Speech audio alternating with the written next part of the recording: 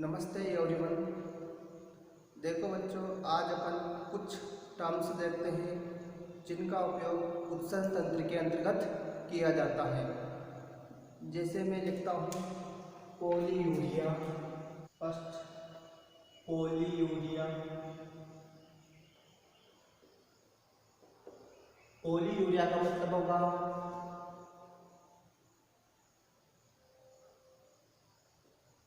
अधिक मूत्र आना। दूसरी टर्म्स कहते हैं अपन ओलिगोयूरिया।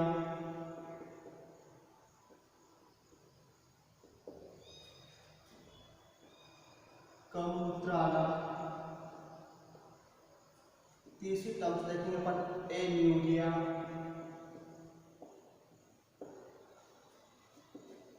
मूत्रबंध।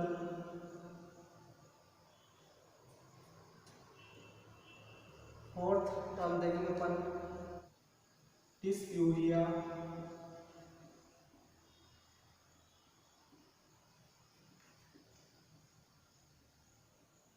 कष्टप्रद मूत्रण। अगली टर्म ग्लाइकोसूरिया।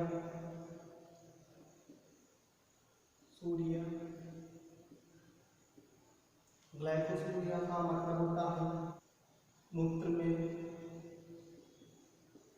ग्लूकोज।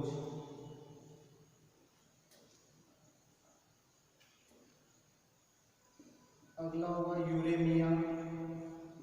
यूरेमिया का मतलब रक्त में यूरिया की मात्रा।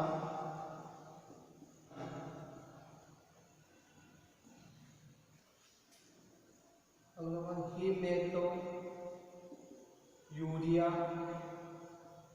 मूत्र में रक्त। हीमेटोयूरिया का मतलब मूत्र में रक्त। अगला होगा रीनल कैलकुलाई। रीनल कैलकुलाई का मतलब होगा रक्त में पथरी। किसी कारण भी कैल्शियम ऑक्सीडेट के कारण प्रेजेंट में उसकी वजह से रक्त में पथरी बन जाती है। देखते हैं अपन रोग, इसका नाम होगा ग्लोमेरुलोनेफ्राइटिस रोग।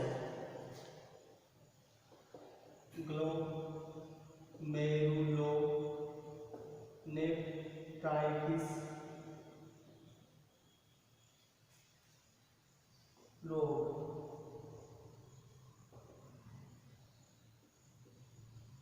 ग्लोमेरुलोनेफ्राइटिस रोग स्ट्रेप्टोकोकाई जीवाणु के संक्रमण से होता है। किससे होता है? ये स्ट्रेप्टोकोकाई जीवाणु से होता है। इस जीवाणु की वजह से ग्लोमेरुलस में सूजन आ जाती है। तो क्या होगा? ग्लोमेरुलस में सूजन आ जाएगी। सूजन आने को ही क्या बोलते हैं अपन? ब्राइट रोग। क्या बोलते हैं इसको? ब्राइट रोग कहते हैं। सूजन आने की वजह से मूत्र में रक्त व आरबीसी दिखाई देती है। तो इस कंडीशन को बोलते हैं अपन हीमेटोयूरिया। इस कंडीशन में क्या बोलेंगे अपन? हीमेटोयूरिया कहते हैं। और ग्लोमेरुलोनेफ्राइटिस रोग में किसकी वजह से होगा? स्ट्रेप्टोकोकाई जीवाणु की वजह से। तो इस रोग के दौरान पैरों में सूजन आ जाती है, इसलिए इसको एडिमा ड्रॉप्सी रोग भी बोलते हैं। ड्रॉप्सी रोग भी कहते हैं। अगला रोग गाउट रोग।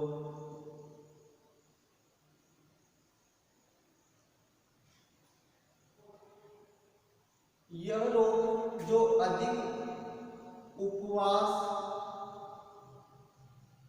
व डाययूरेटिक पदार्थों का सेवन करते हैं उनके अंदर गाउट रोग होता है, या जिनके शरीर से अधिक निर्जलीकरण होगा यानी जल अधिक मात्रा में बाहर निकलता हो, उनके अंदर क्या देखने को मिलेगा? गाउट रोग। इस रोग के दौरान अस्थियों की संधियों में या जोड़ों में यूरिक अम्ल जमा हो जाता है। जब अस्थियों की संधियों जोड़ों में यूरिक अम्ल जमा हो जाएगा तो उससे क्या होगा?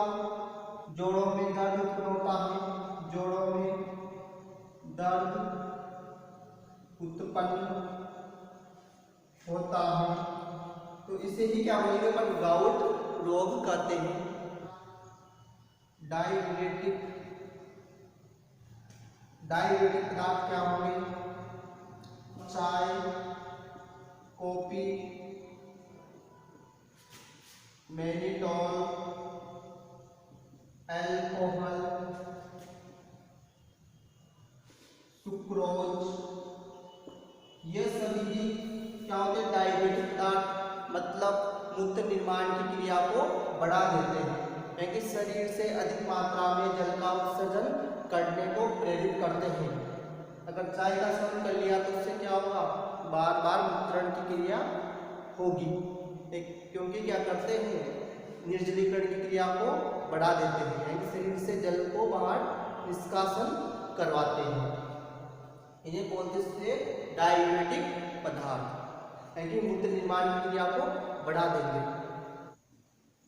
एल्केप्टोयूरिया का मतलब यानी मूत्र के अंदर एल्केप्टोल पदार्थ पाया जाता है। वो एल्केप्टोल पदार्थ मूत्र को काला रंग प्रदान करता है। मूत्र में क्या प्रेजेंट होगा? एल्केप्टोल पदार्थ। ये एल्केप्टोल पदार्थ क्या करेगा? मूत्र का काला रंग। तो एल्केप्टोयूरिया के अंदर क्या प्रेजेंट होगा? एल्केप्टोल पदार्थ जो मूत्र का काला रंग करता है। मधुमेह या डायबिटीज मेलिटस,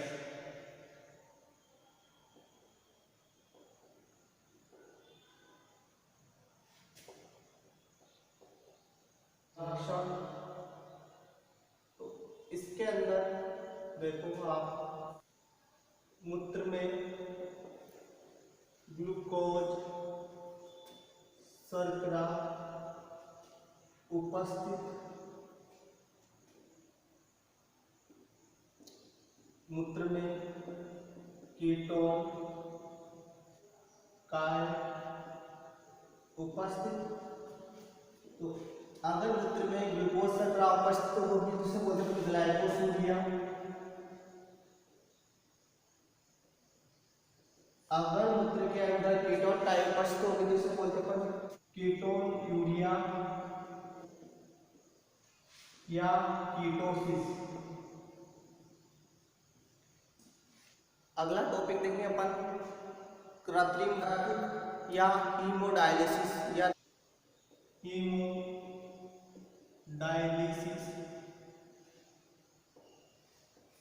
या कृत्रिम रक्त या रक्त अपोहन। तो हीमोडायलिसिस या कृत्रिम रक्त या रक्त अपहरण, इस विधि को यूरेमिया से पीड़ित व्यक्तियों के लिए काम में लिया जाता है। यानी कि जो व्यक्ति यूरेमिया से पीड़ित होगा, तो मैंने आपको बताया था यूरेमिया का मतलब क्या होता है? रक्त में यूरिया की मात्रा अधिक।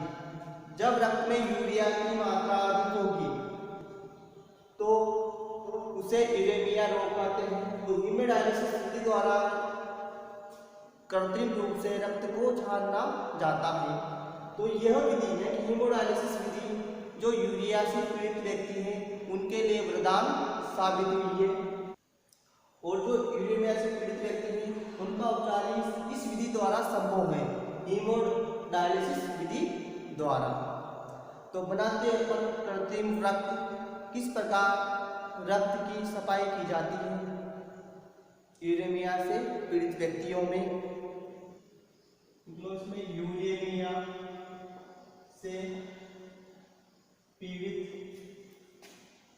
व्यक्तियों में काम में ली जाने वाली तकनीक, ठीक है। तो यूरेमिया से पीड़ित व्यक्तियों में काम में ली जाने वाली तकनीक होती है।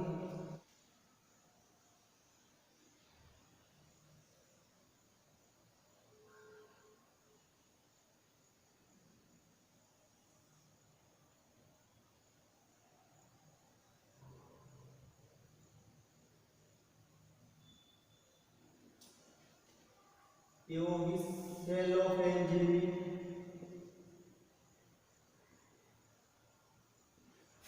अर्ध पारगम्य होती है, अर्ध पारगम्य झिल्ली।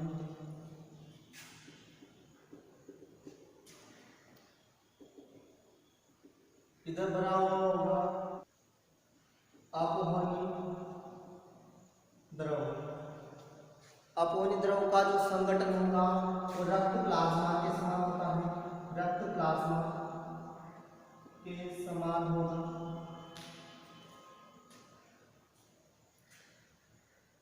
यहाँ पर रक्त आएगा, देखिए यूरेमिया से पीड़ित व्यक्ति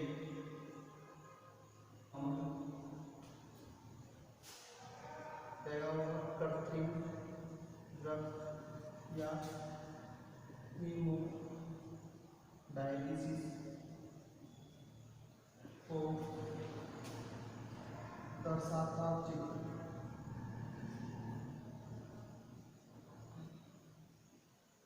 कृत्रिम रक्त या हीमोडायलिसिस किस प्रकार काम करता है। तो जो व्यक्ति यूरेमिया से पीड़ित होगा या यूरेमिया रोगी व्यक्ति के धमनी को काट दिया जाएगा। जब धमनी, जैसा कि आप पता है धमनी के अंदर कौन सा रक्त बहता है, शुद्ध रक्त, उस धमनी को काट दिया जाएगा और उस धमनी को काट के उस रक्त को इसमें ट्रांसफर किया जाएगा कृत्रिम रक्त के अंदर।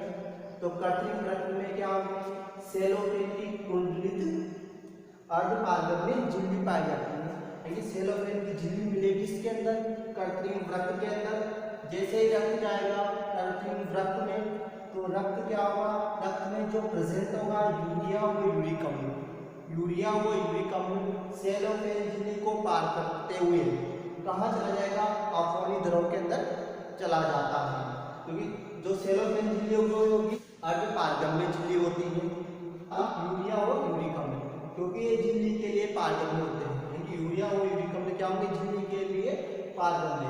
अब यहाँ से अपोहनी द्रव से यूरिया और यूरिक अम्ल को अलग पात्र में संग्रहित कर लिया जाता है, जबकि जो रक्त होगा वो रक्त वापस कहाँ आ जाएगा, सिरा के अंदर, यानी इस शुद्ध रक्त को वापस किसमें डाल दिया जाएगा, सिरा में।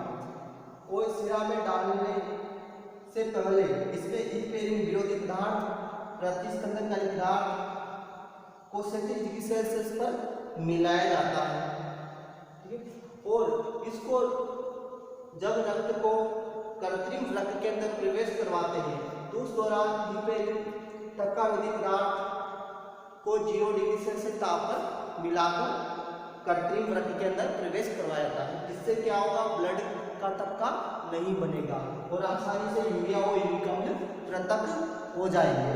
इसलिए इनको टक्का विधि पदार्थ मिलाया जाता है और वापस जब इनको डाला जाएगा तो विरोधी पदार्थ और प्रतिस्पंदन पदार्थ को 37 डिग्री सेल्सियस टेम्परेचर पर मिलाकर डाल दिया जाएगा।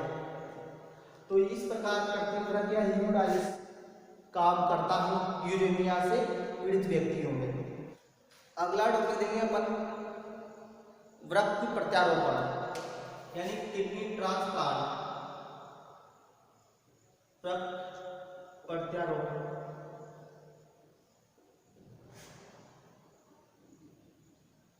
तो देखो आप, वृक्क प्रत्यारोपण यानी किडनी ट्रांसप्लांट कब की जाती है? अपने शरीर के अंदर दो किडनी प्रेजेंट होती है, दो किडनी प्रेजेंट होगी। जब दोनों किडनी काम करना बंद कर दे, जब दोनों किडनी काम करना बंद कर दे, तब अंतिम उपाय क्या होगा? किडनी ट्रांसप्लांट या वृक्क प्रत्यारोपण। लेकिन वृक्क प्रत्यारोपण करने से पहले दाता यानी कि किडनी देने वाला व ग्राही यानी किडनी लेने वाला, दाता और ग्राही के ऊतक व रक्त का मिलान किया जाता है।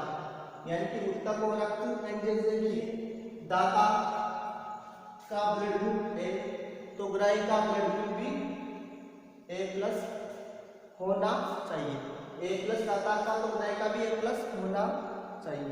मिलान किया जाता है और मिलान करने के बाद ही किडनी का ट्रांसप्लांट किया जाता है।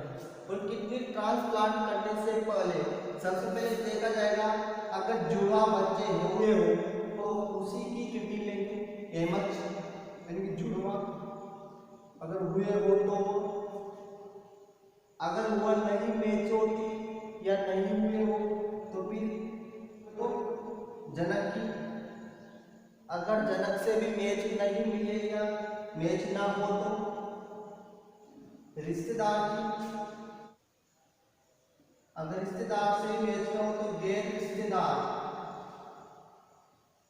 की किडनी ली जाती है।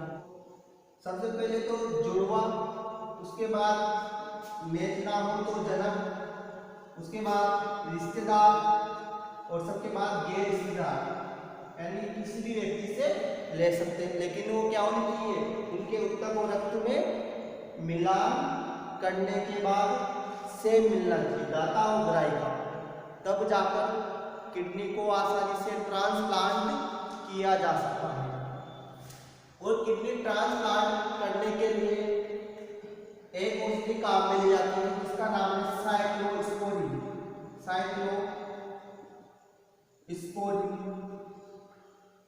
औषधि को काम में लिया जाता है।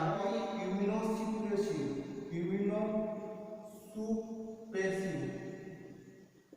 यानी कि प्रतिरक्षा तंत्र क्या करते हैं? निष्क्रिय कर देती है। इसलिए किडनी ट्रांसप्लांट आसानी से हो जाएगी। अगला टॉपिक देंगे अपन मूत्र व मूत्रण। मूत्र व मूत्रण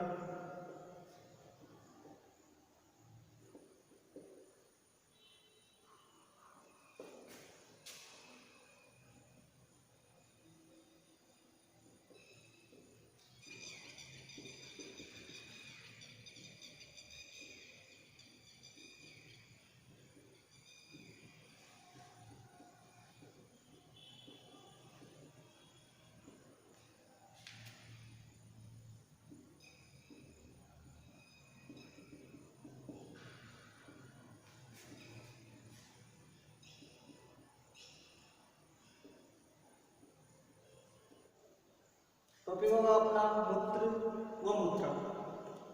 तो देखते हैं अपन इसमें, जो मूत्र होगा उसमें 98% जल व 2% यूरिया, लवण व वर्णक पाए जाते हैं। जैसे लवण, NaCl, वर्णक एंड यूरोक्रोम, ये सब पाए जाते हैं। इस यूरोक्रोम वर्णक की वजह से ही मूत्र का रंग क्रीम कलर का होता है। मूत्र की जो pH होगी वह 6 से 6.8 यानी कि अम्लीय pH का होगा। इसकी मात्रा होगी 1.5 से 1.8 लीटर प्रतिदिन होती है। जो इसका रंग होगा वो किसकी वजह से होगा? यूरोक्रोम वर्णक के कारण। कौन सा रंग होगा? Cream colour. मूत्र में गंध की वजह यानी ताजे मूत्र में गंध का कारण क्या होता है? यूरेनॉइड के कारण यानी यूरिन यूरिनोइड के कारण ताजे मूत्र में गंध आती है। मनुष्य प्रतिदिन 25 से 30 ग्राम यूरिया त्यागता है। और मूत्र का त्याग मूत्रण या मिक्स यूरेशन कहलाता है। तो ध्यान रखना, जो मूत्र का रंग हुआ किसकी वजह से, क्रीम कलर की वजह से। इसकी मात्रा कितनी होगी, प्रतिदिन कितनी मात्रा बनेगा, 1.5 से 1.8 लीटर प्रतिदिन बनता है। पीएच ध्यान रखना 6 से 6.8। गंध का कारण क्या होगा, यानी ताजे मूत्र में गंध का कारण यूरिनोइड के कारण होती है। मनुष्य प्रतिदिन 25 से 30 ग्राम यूरिया त्यागता है। तो मूत्रण यानी मूत्र का त्याग मूत्रण या मिक्स यूरेशन कहलाता है। तो मूत्र का त्याग कैसे होगा, जैसे जैसे मूत्राशय के अंदर यानी मूत्राशय प्रेजेंट होगा, तो मूत्राशय में जैसे जैसे मूत्र का निर्माण होता रहेगा, मूत्राशय क्या होगा, भरेगा।